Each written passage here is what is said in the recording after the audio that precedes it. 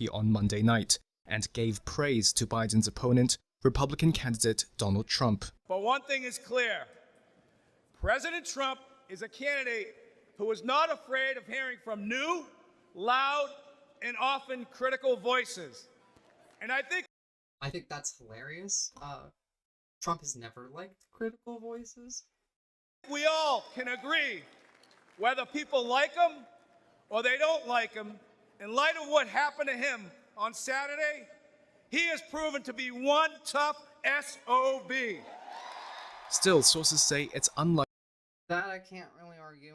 I mean, he did handle that pretty well, but it doesn't necessarily mean anything. the Teamsters will Actually, the SOB part, pretty fucking accurate, but endorse Trump either, due to deep divisions in the union. It would be the first time since 1996 that the Teamsters considered backing no candidate at all. The group's frustrations with Biden have grown in recent months. O'Brien was denied an Oval Office meeting to discuss a key priority, rescuing trucking giant Yellowcore and its 30,000 union jobs from. I don't understand why they would do this. Why they wouldn't have this meeting. I have a theory, and I think it might have something to do with this clip. I don't think it has something to do with what we're about to watch necessarily, but I think this gives you an idea of maybe why Biden didn't want to meet with him. So this was back in March, and this was Sean O'Brien talking with a senator. There was a couple of these that are actually quite funny to watch, but he's very combative. That's the You're question. out of line. Let him man. answer Actually, the I question. haven't, and don't tell me I'm out You of line. are out of line. Don't tell me I'm out of line. Well, you frame. Don't tell me. You I'm frame, making a you statement. frame. You Sir, frame the statement you need like to a shut tough your guy. mouth Yeah. because you don't know You're what gonna you're tell me talking. This is him talking to a senator. Like that's a senator. Right here, this man. Shut my mouth. Yes, Yeah. I did. Hold it. Yeah. Hold it. Yes, I Tough did. guy. I'm not No, no, no. afraid of physical. Senator, You don't have hold to be, it. but don't say Sean O'Brien Sit tried there to and tell me. fight this guy. Where's the clip? Find it. Sean O'Brien tries to fight a senator. Let's have a look. I want to watch this one. Oh, sorry. It was the other one. Now, let's talk about Mr. O'Brien himself, his behavior. As everybody knows, and it's here in the last time, him and I kind of had a back and forth. Appreciate your demeanor today. It's quite different.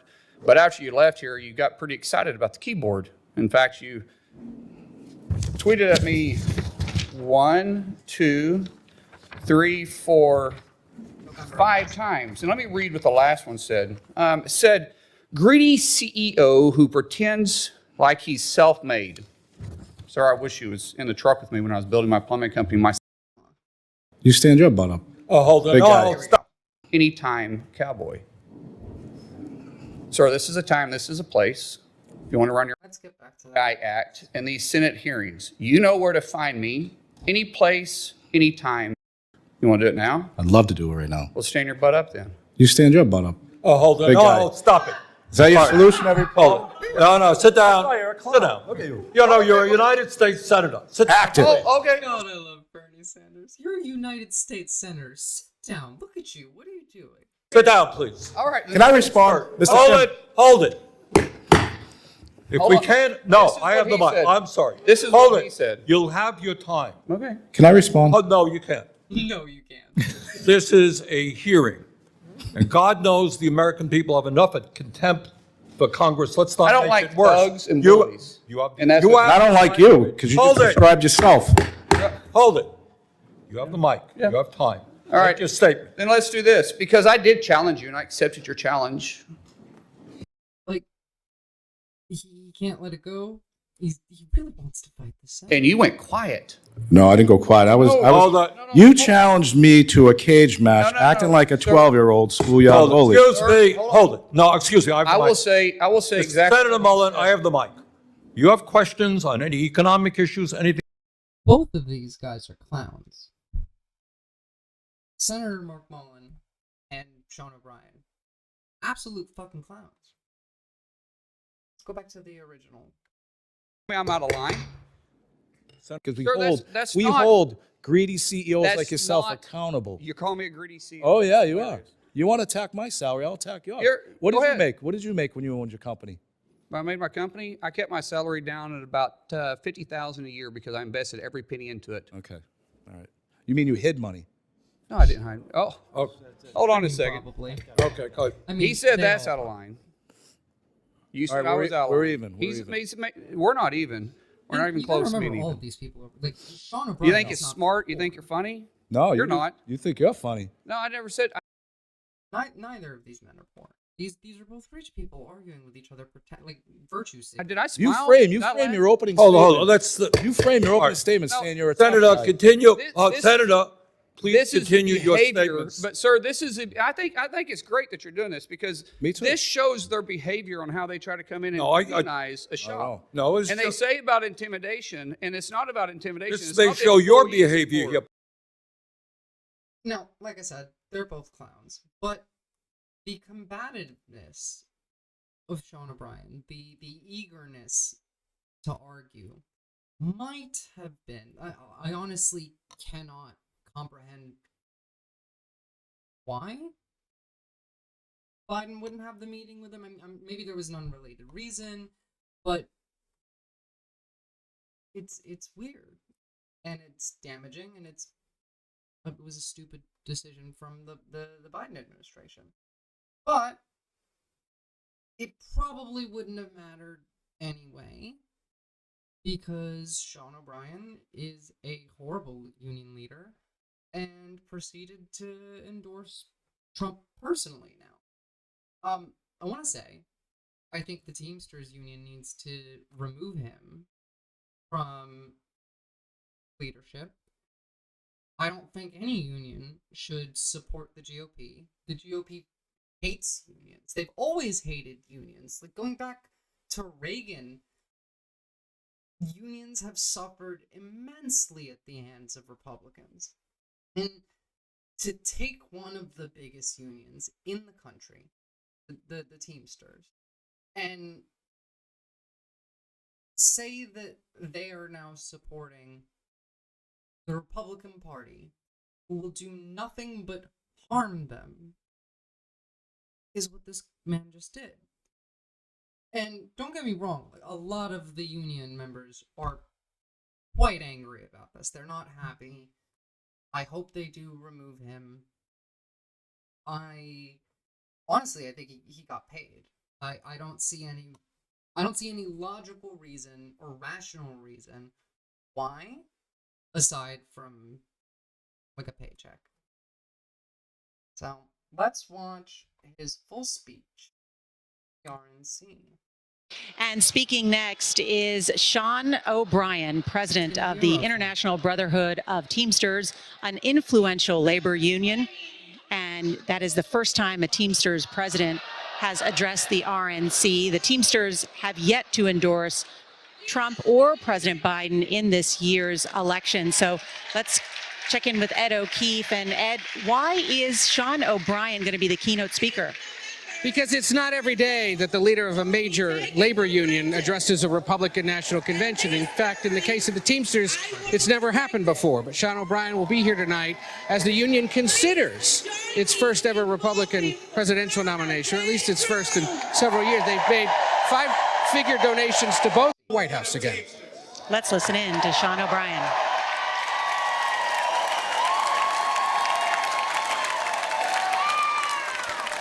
I'd like to give my peeps from the greatest state in the nation, Massachusetts, some props. What's up? First, I want to thank the hardworking Teamsters and union members here in Milwaukee who play vital roles in the building and operations of this convention.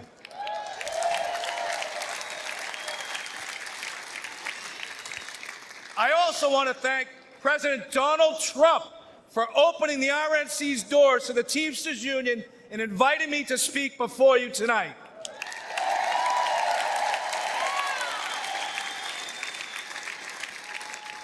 I travel. The fact, it's still, I still can't get over the fact that there's a union leader at the RNC when part of the RNC platform Project 2025 is to end overtime pay. Like, they fucking hate workers. All across this country and meet with my members every week. You know what I see? An American worker being taken for granted. Workers being sold out to big banks, big tech, corporates, and the elite. And I'm not the only one who sees this. Everyday families see it. The American people aren't stupid. They know the system is broken. We all know how Washington is run. Working people have no chance of winning this fight. That's why I'm here today. Because I refuse to keep doing the same things my predecessors did. Okay, you're just gonna do them worse. Just so much worse.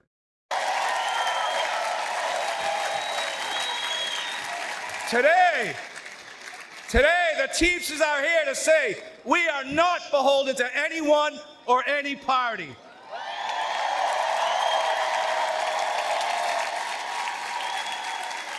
We will create an agenda and work with a bipartisan coalition ready to accomplish something real for the American worker.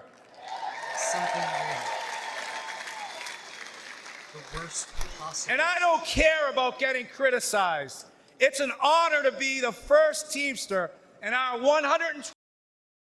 As the leader of one of the largest labor unions in the United States, should you not care if you're criticized? Shouldn't criticism be rather important, considering you're representing workers and their rights? You're fighting for things that workers need. You should care about criticism, whether it's like, especially if it's from people who are workers. Why? I can understand saying I don't care about criticism from the elites, but he's openly pandering to the elites right now. This man is a traitor to the labor union. 21-year history to address the Republican National He's a traitor to the Teamsters. Convention.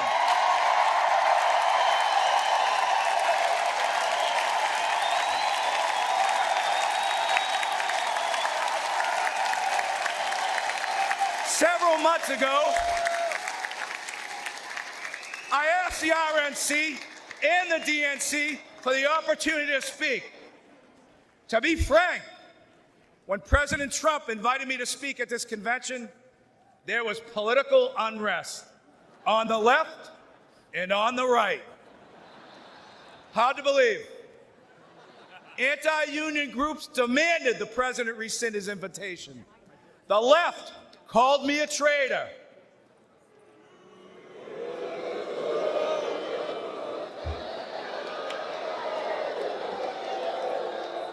And this is precisely why it's so important for me to be here today.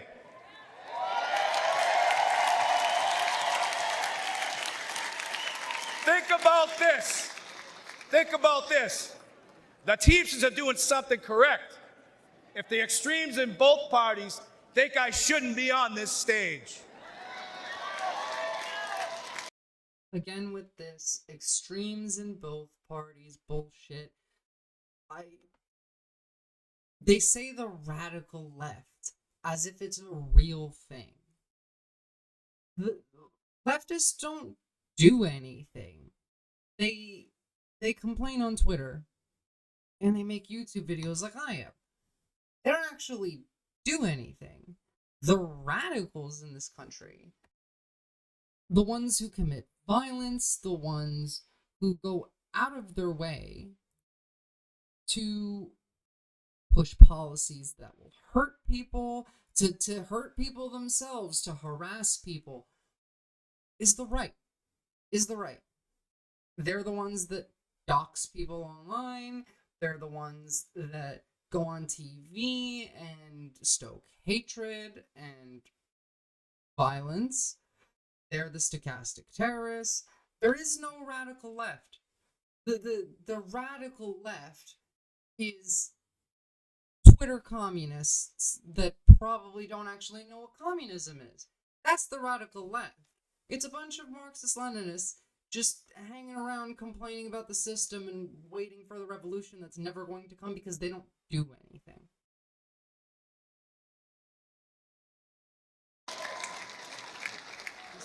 President Trump had the backbone to open the doors to this Republican convention, and that's unprecedented.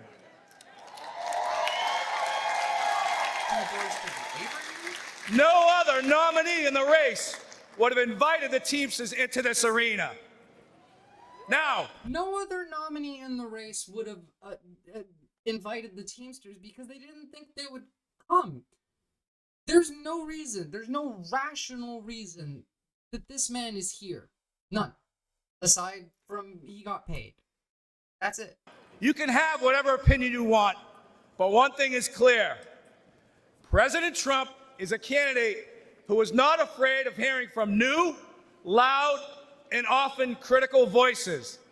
And I think we all can agree, whether people like him or they don't like him, in light of what happened to him on Saturday, he has proven to be one tough SOB.